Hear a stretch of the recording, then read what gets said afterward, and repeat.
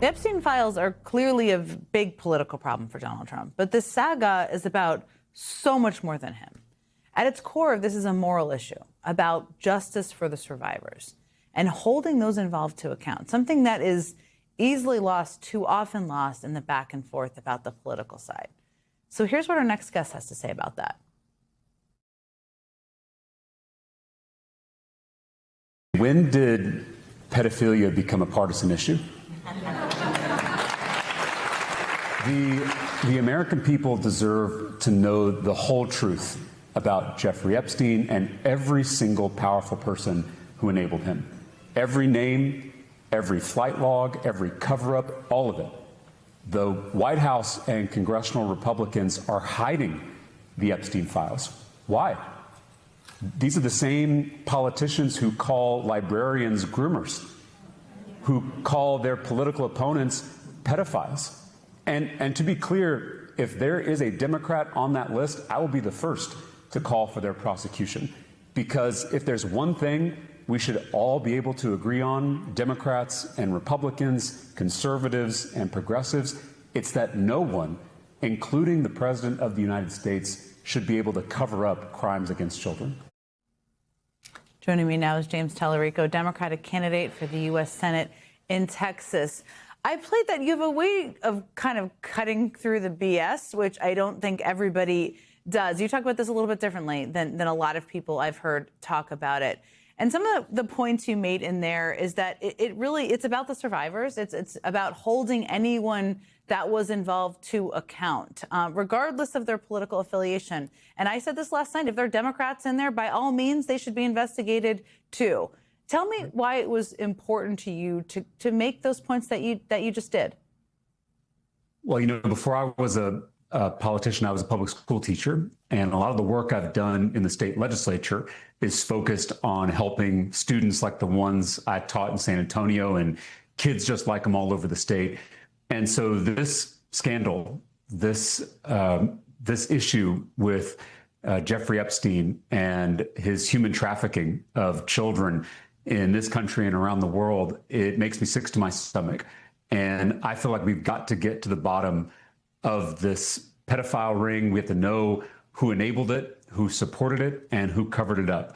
And that should be a lot bigger than party. It should be a lot bigger than partisan politics. This is not about right versus left. This is right versus wrong. And I hope that we get all the files. I hope we get all the information so that we can hold those responsible accountable. It's the story is about a lot of things. It's also about a set of rules for the rich and powerful and a different set of rules for everybody else. There are a lot of moments right now that are about that, but this certainly highlights it. A core of the message of your campaign is that the political struggle in this country shouldn't be about left versus right, but about top versus bottom. How do you see that all play out here? Yeah, this is a prime example where those at the top, both people who are at the top of our economy and those who are at the top of our government, collude to help each other. And sometimes that means breaking the law. And so while the rest of us play by one set of rules, the rich and the powerful play by another. And I think Americans across the political spectrum are tired of this broken system, and they're ready to join together across partisan divides, racial divides, gender divides, religious divides, so that we can finally take power back for working people in Texas and across the country. With a lot of these issues, I mean, whether it's Epstein or SNAP benefits, there are a lot we could talk about.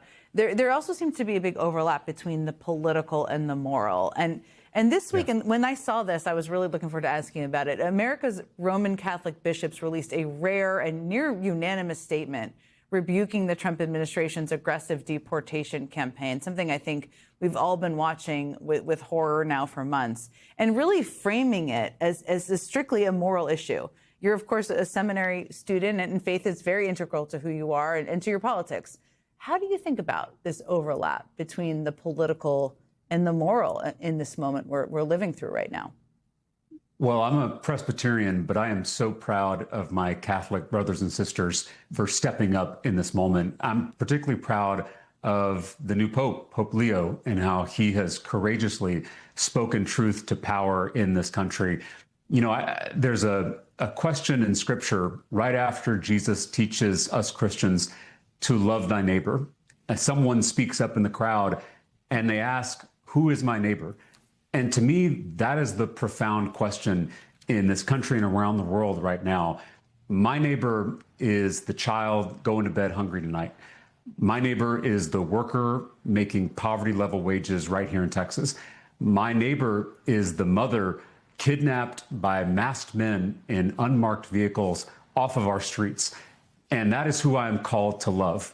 And so my faith calls me from the sanctuary to the streets. It calls me to look after my neighbors, particularly those who are being attacked by the most powerful people in this country. I think that's such an important reminder in this moment. It sometimes is hard to see through all of the struggles, all the political battles out there, and just honestly a lot of the suffering out there too. And just remember that we're all people and we're neighbors and human beings, and it's important to take care of each other. James Talarico, always a pleasure talking to you. Thank you so much for joining me tonight. Thanks for having me.